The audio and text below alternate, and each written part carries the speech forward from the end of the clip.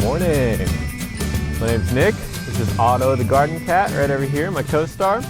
And this is the Seattle Permaculture vlog. Hope you all are doing well today. I'm back out here. It's actually on a Tuesday and it's actually during the morning. So this is a day I'm usually not doing this. And for the next few weeks, I should be able to do a little bit more vlogging. So that's gonna be my goal. I just have a little bit of extra time on my hands, which is great. I get to finally get caught up on projects back here. I'm gonna try to tackle a few projects with you guys in the next few weeks, just so you can kind of see how I'm taking care of things back here on my homestead here. Today we're just going to do a general homestead update because it's been a while since I've done one of those, and it's a new month, so it's time to do one. So we're going to do that. I'll talk about a couple things I just took care of to help with the chickens and keep the chickens out of the garden. And from there we'll just kind of see where we get to. So let's get started. Otto's just finishing up over there. I don't know if you can see me. He's right there. He's kind of learned that I don't like him to go do his business in the garden, so he goes in the footpath right here that I just leave a little overgrown, but still has a little bit of bare soil in it. So he feels safe going there, and I'm okay with him going there. So that's a win-win, and that's always the goal, right? Have a win-win so the cat can be involved. Speaking of the cat being involved and also keeping the cat out of the garden, also been having some problems with Henry, our kind of adopted hen slash rooster, because yesterday I heard a very convincing young rooster call, and I've yet to be able to identify who made that call. Henry may end up being a rooster, so Henry would be the appropriate name. So we don't know that for sure yet. We're just kind of guessing based on the sounds I'm hearing from inside. I keep trying to confirm it, but I've yet to be able to. So Henry, however, keeps getting out, and just the other day he basically tore up everything I've seeded last week. Not everything, about a third of the bed he tore up what I seeded last week. So instead of having to try to get rid of him immediately, which is kind of on the to-do list now because he's just not incorporating, unfortunately. That's what happens.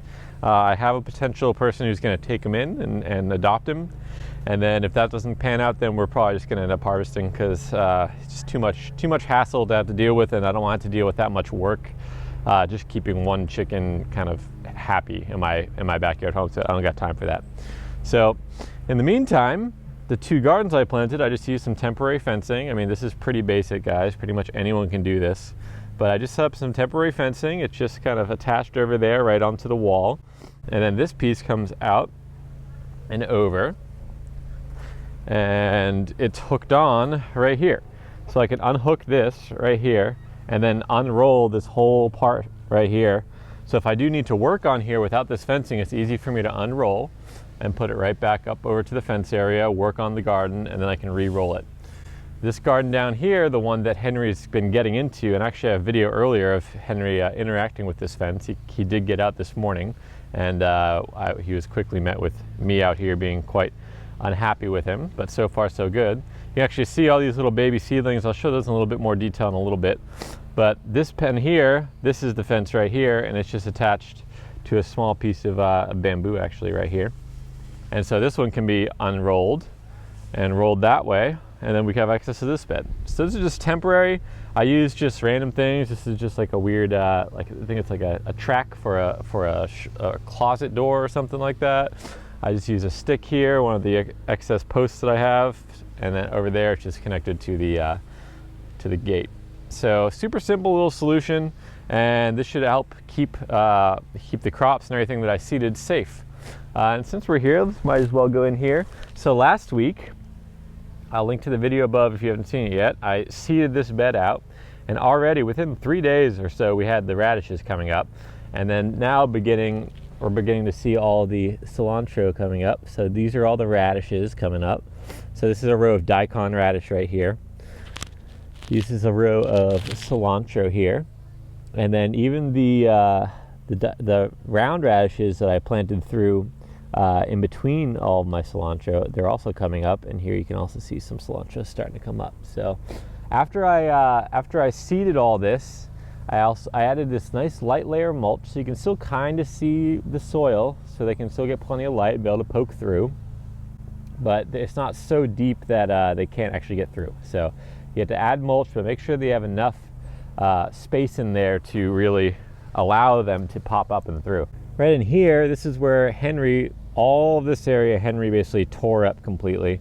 There are still some little seedlings trying to come up, but most of them have kind of decided that this life is not theirs and they should move on with their lives. So I might need to reseed this little corner area. Luckily everything down here seemed to get away just fine without Henry intervening too much. So quite unhappy with this. Put a lot of work in to kind of get these seeds in the ground and get everything prepped, and it's really sad when your chickens come out and destroy it. So just another note, if you do have chickens in your system, make sure that you have other systems to protect your crops, especially if they're right next to each other. It's very rare, other than since we've had Henry, that I've had chickens get out of this system, but Henry's the flighty kind of bird and enjoys getting out. So I actually added, on top of Henry's pen here, you can see I actually add the shade cloth that usually goes over the other chickens because I wanted to try to keep him in.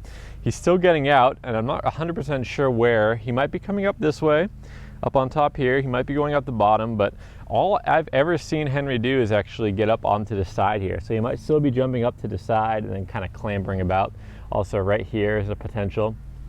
So for now, Henry is he's still ours, but he's on his way out, one way or the other. So enjoy your life now, Henry. Enjoy your life here now, I should say, because you might be just going somewhere else. But if you keep on acting up and I'm in a bad mood, we might be having some chicken for dinner. That's all I'm saying. I'm gonna quickly feed the chickens and then we'll keep moving on with the homestead tour.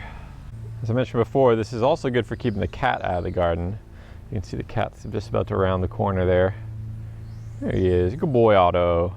Good boy. He also is interested in especially freshly uncovered soil and everything. He loves to go in and scratch that around and try to do his business. But I say nay. Just when I was talking about no one else getting out, you see, right here's one twin right in front of the gate and the other twin's further down.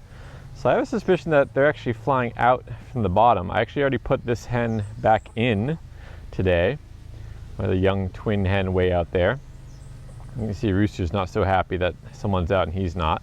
So I'll have to do something about that. I'll have to figure out where they actually are getting out, because the small ones, I'm not actually sure. My only guess is down there at the very end. They just kind of fly out and over, maybe get a running jump, start from here and then run down there and jump over. So I'm not sure. I'll have to keep watching that to figure out how they're getting out, because that's the other one that gets out and also has yet to destroy the gardens. But that's only what's going to happen next. You know, it's not going to be too long before that chicken keeps trying to destroy the garden. So another good reason why having that little temporary fencing there is going to help me a lot.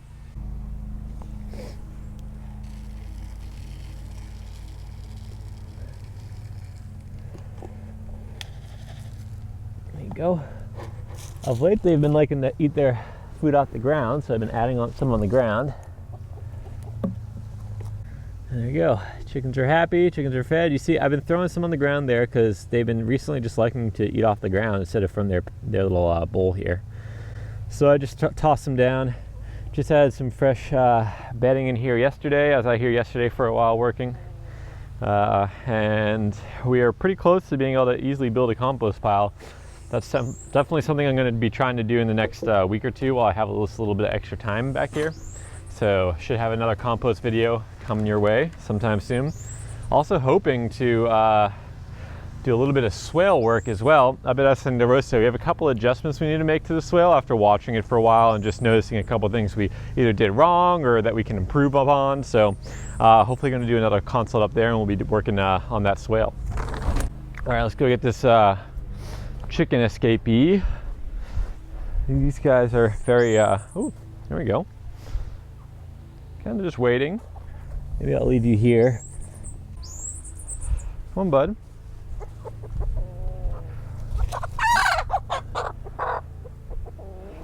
Yeah. This guy. This one does not like being held so much. Does not like kind of being held and handled too much. It's a good chicken though. Nice and healthy. Beautiful. Wings are cut. We already cut the wings, guys, so there's not really a huge reason why they should be getting out. Other than being small and light, which would mean that they could kind of actually fly even if they have shorter wings. That's the only thing I can think of at this point, because their wings are cut. They've been cut for a while. I've had to cut them multiple times just to trying to keep them in, and it's still not working. So These chickens, they want to go out. You can see they're waiting for me to let them out. I just had them out all day yesterday, so I'm not really sure why they're begging, but I'll probably end up letting them out just after this vlog. Just give them a little bit of time out here. Let's check in down here since we're already down here. These two plantains growing very well above my heads at this point, which is quite exciting. And this one's actually being able to put off a little hijo. I think that's what they call them here, a little baby.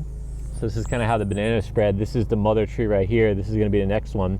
Once this tree is harvested, we cut it down. That's going to be the next crop right there.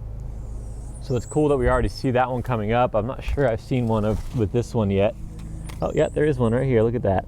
So there's a little baby coming up. So once this big tree gets harvested, that new one will take its place and we'll continue to have plantains instead of just having one crop. So excited to see those coming up. That means they're getting to be a little bit mature. Wouldn't be surprised if we start seeing, I think I planted these about probably almost 6 months ago at this point. I think it was right towards the beginning of the whole coronavirus lockdown time, maybe March-ish around here. So I wouldn't be surprised if we start seeing some flowering in this in the next few months, so that'd be exciting. Other than that, down here, you can see Otto's exploring over where the chickens enjoy themselves. A little dust bath area. It's actually time to remove this temporary hurricane shelter, so we have a little bit more light and they can access that a little bit easier. So that's kind of on my to-do list for this time. Okay, I'll leave you alone, sorry. Just meowed at me because I'm interrupting his time in the dust area. He's probably trying to do his business. You probably don't notice because it's kind of hard to notice without knowing if they were here before, but there are a bunch of coconut trees, little coconut palms, babies right here, and we actually dug them out. It would look kind of like this. You can see here, this is my little coconut nursery. All these are baby palms, baby coconut palms from this tree right here. So beautiful tree, lots of coconut production, ready to actually harvest. So that's yet another thing I need to do. But yeah, these palms down here, these are all babies. So anytime we harvest, I always leave some down here just to be able to potentially sprout, and then I get to use that to either repopulate around me, or in this case, they're going up to Hacienda Rosa. But just having that little bit of foresight to make sure you're planning ahead, so you have, instead of just harvesting all the coconuts, keeping a few for the next generation every time, or really that's true of pretty much anything, any sort of harvest that you can do. Keep some of the seeds, save some seeds so you have another generation to come. All right, this bed, it looks a little worse for wear, but that's mainly because I went through here and kind of cleaned up yesterday a little bit, and I'm sure the chickens have gotten in since then. But yeah, this bed's doing well. The sweet potatoes, these are all sweet potatoes down here. These guys are doing quite well.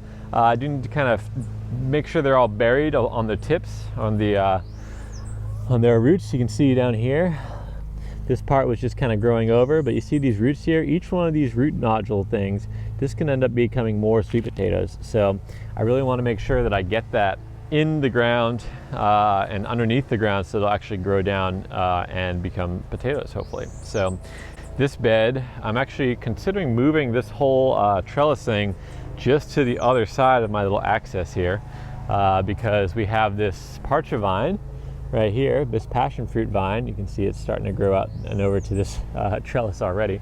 But if I move it over here, I can use that this trellis as the main support for this vine, at least towards the beginning. And then the plan is, you can see right now it's growing up and over this way. But I think my plan is going to be to keep it in this little plane right here so it doesn't go that way into the garden beds.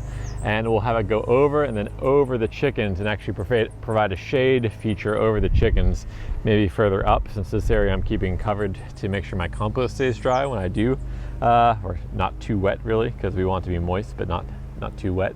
But just to give them a little bit of shade coverage and make it really easy for us to harvest, because it'll just kind of, anytime I'm feeding chickens, I can grab the ones that are ready or pick the ones off the ground that the chickens haven't gotten to. So yeah, this bed, it's on the schedule to be replanted and reseeded, but we do actually still have some Asian greens popping up. These ones are from direct seed that I threw in here a while ago. You can see they all took right at this corner here, just to right where there's a little bit of extra sun poking through. So clearly this needs a little bit more sun, so I'm gonna have to do a little bit more cleanup, I think. But we have an avocado tree growing here, so I'm trying to maintain that avocado tree. It's the long-term goal here, so I just have to work around that.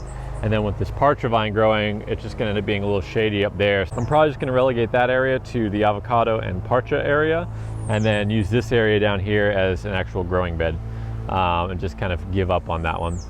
Something I found yesterday, it looks like a cucumber or something that I had here last time actually seeded and started to grow. So we actually have one growing up. So actually, luckily I found it while pulling all the excess stuff out of here and didn't pull it out by accident. And I'm gonna see if I can get that to grow up this papaya here and maybe give us some crop there. And that's just from something that grew, the seeds fell and stayed there and then started to grow again. So pretty exciting to see that. This bed's perhaps still most overgrown because I have not actually gotten into really clean it up. I pulled some weeds a few weeks ago and add some mulch in there last time I cut the grass, but nothing intense here. I'm just waiting because this papaya tree, it looks like there's a chance it's going to be a female based on these flowers here.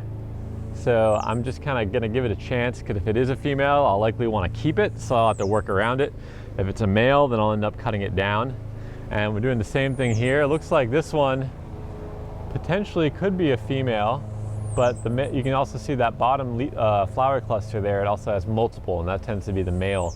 So I know that papayas can be hermaphroditic and be able to express both genders. So it's possible that's what's happening. So it's really just, I'm going to wait and see, and if we get papayas on it, it's staying. And if it's another male, which looks like this, these are the flowers of the male right here. If it looks like that, then it's going to go. So we're just going to kind of waiting and seeing here. So this kind of bed's on pause until I know a little bit more about these two papayas, and then I'll make the decision on what I'm going to put here next. Spent some time yesterday prepping a seed mix for the next round of seeds for transplant. So that's going to be next. I'll probably do another video on that separately, so I'll just show you through the whole process and actually make the seed blocks with you and everything. So I'm not going to cover that too much right now. That'll be in a future video, hopefully in the next couple days. So I'm excited to actually be able to do some more videos and get back here and kind of do some projects, because I feel behind, and I want to get a little ahead now, and B, just because it's fun to be able to do these projects with you guys. I actually really do enjoy sharing all this with you. So it's just been a while, and I'm excited to get back into it, you know. All right, so this bed, this is the one where I have the shade cloth on top. I actually pushed it back, because at this point we're not so hot anymore, so I don't need as much shade for these plants. And you actually see we have another parcha trying to grow, another few parchas trying to grow in here. So I'm unlikely to allow these parchas to stay, just because it's going to be a little too much, and it's right near where we want the laundry line to remain clear. So I don't want anything major that's going to grow up and block any of my sunlight here, although in the tropics here, with the amount of sun and the angles we get, we'd probably be just fine anyway. But just to be a little safe, I'm not going to have a parcha there. So this area, I'm going to end up putting in amaranth, which is a tropical green. It's supposed to be a really heavy producing green in the tropics that you can kind of cut and come again. So I'm going to try that out. And I have a couple other things I'm going to put in here, but I'm not recalling exactly what they are. One thing I did, since I'm going into a kind of productive season, is I actually mapped out each one of my garden beds and actually made a plan. So I actually chose what crops are going to go in there. And then when I was choosing that, I was really thinking about companion planting, right? I was thinking about what can go together, what likes to grow together, and I want to make sure I put those two things together. And then also, what part of the root space are they occupying? So a radish, for instance, is going to occupy just that little bit of top, little roundness, and then it'll just be there and you can pluck it and be done with it. A carrot is going to go straight down and need a lot of that root space, you know, lots of space in down there so it can put its root down, spread out, and create that carrot. Something like a lettuce, all it needs is a little bit of a hairnet root system so it can pop up. So a carrot and lettuce can go together quite easily, and then carrots also go really well with pretty much any type of onion or kind of garlic allium family. So I put that together in this bed up here. So I did lots of the companion planting, and I'll talk about that. I've already seeded all this, but I'll talk about a little bit once I start seeing things come up and let you know if it's actually working.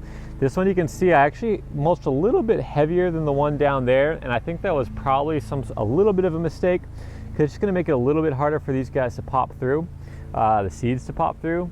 At the same time, I do like to keep my soil moist, and I do see we are starting to get some of these little seeds to pop up. You can see right there. I think actually that's a carrot. So pretty exciting to see that they are starting to pop up.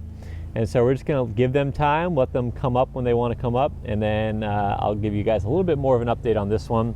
I do want to note right below here on the actual support here, this old wood here, we have a bunch of mushrooms coming up as these wood pieces are basically rotting and disintegrating and turning into soil again. So wooden kind of edging for your garden beds, you'll likely have to replace them, especially if they're old. These ones were already old when I put them in, so that was always going to be my expectation to have to replace them at some point. But I don't mind using something that I have to replace, because that means it's not something that's going to sit there forever. You know, it's going to disintegrate, it's going to become part of the soil. I can actually end up adding it into my compost pile if it gets to the point where it just tears apart, and then it goes back into my system instead of something like a plastic edging that's just going to end up being there, and then who knows what's going to happen to it when I leave, you know. All right, and the final couple beds up here, we got quite a bit of these banana plantains up here. I think they're a type of plantain. It's like a cooking banana. These guys are pretty much, they're closer to ready. You can see the flower is still quite big down here, so I could cut that off and kind of expedite the process, but I don't really mind having them sit here for now. Nice to see those ready, and it's a crop they're waiting for us. If we want to cut them down early, we can. Otherwise, we'll just leave them be. Again, waiting as usual for this papaya to determine whether that's a female or a male.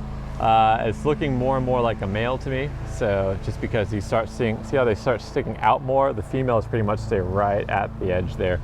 So I think this is another male. So this one may or may not stay. This one's most definitely a male. You can see all those flowers, that's a male. So these two, they do provide me a nice high shade, but the bananas / plantains are doing a very similar thing. So we will see if these end up staying or going, and we'll have to base that decision later, because I'm not 100% sure yet. Down here, again, I just kind of cleaned this bed up, got some of the excess growth around. We do still have some arugula growing, some kale growing. These guys are just pumping. They're still going after a long, long time.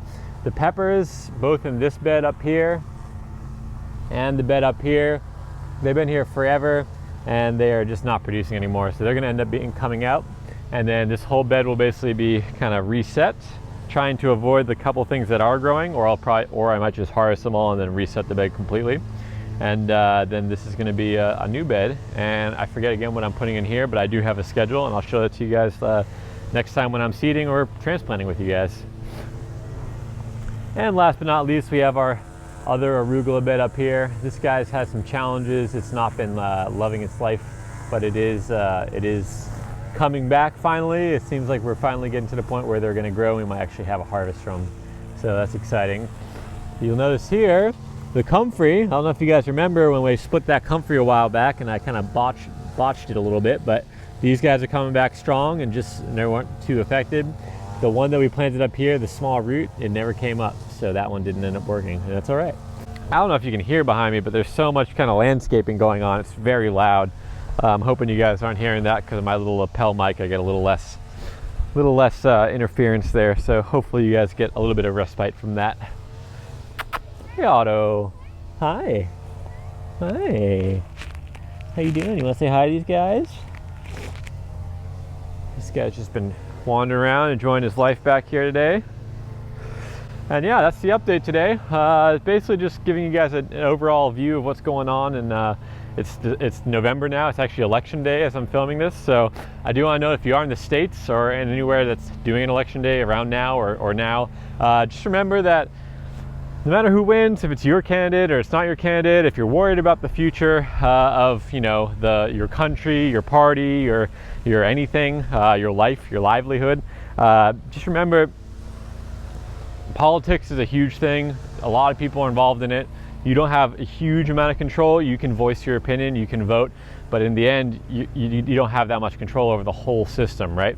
That's a big systematic thing. The thing you do have control over is what you choose to do and what you're acting and what you're doing each day. So, and choosing to spend some time in the garden, get some fruit production going, cleaning up, even just kind of trimming up a backyard that's overgrown is the first step. Starting to keep chickens, starting to have your own food production, egg production in your backyard.